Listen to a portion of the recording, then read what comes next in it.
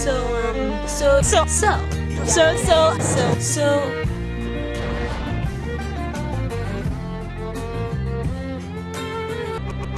I want to talk a little bit about something that's very close to my heart.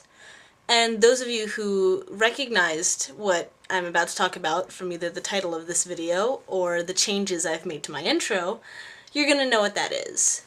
And that is a little thing called Firefly. I've known for a while that Melissa Anelli was a huge browncoat, which is... A browncoat, by the way, is someone who likes Firefly. For those of you who don't know, I'll be getting to that later. That's why I'm wearing my brown coat myself. Actually, really funny story. So we were at Prophecy, right? And it was the live leaky mug. And I've been trying to get my friend Amanda to watch Firefly for ever.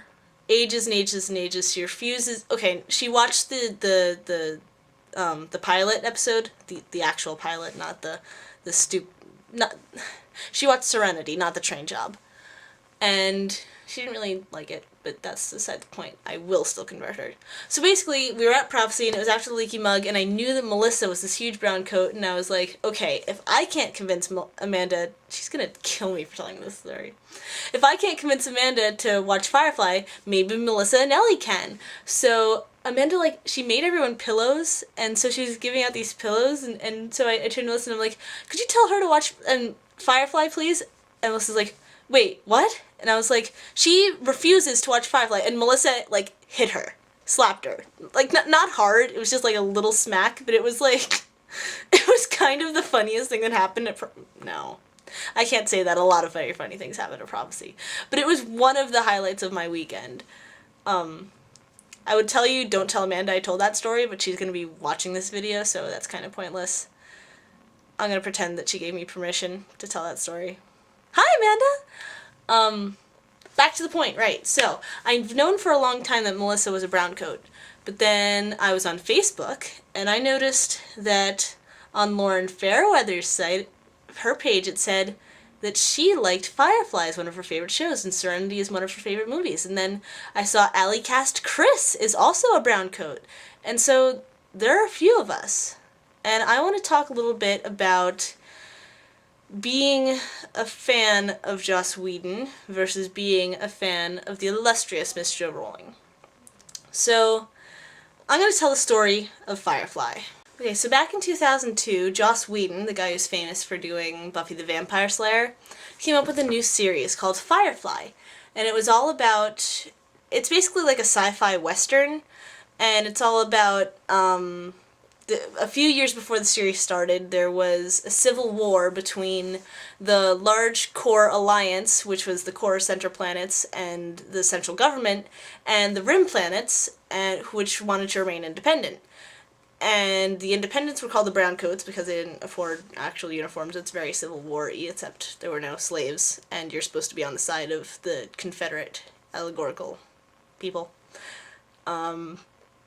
Right. So, a few years after that, the people who are sort of veterans from that war are trying to make a living in this world where the central government won, and they're being watched all the time. And it's very, very cool, and it was extremely well made and well written. It was one of the best shows that was ever on television, and they axed it unmercifully. The Fox Network killed it. Completely killed it. But the fans fought back. In true browncoat fashion, they fought against the man, and they got a movie. Their series was killed. They didn't even get to complete their first season, but they still got a movie out of it. And they had to fight so hard. And to this day, we're constantly waiting and wondering if there's ever going to be more in the Firefly universe, because it was killed so before its time, truly before its time. And it wasn't fair. So we should be thankful, because, alright, as Harry Potter fans, we get a lot of bullshit. We get a lot of, ew, you like Harry Potter?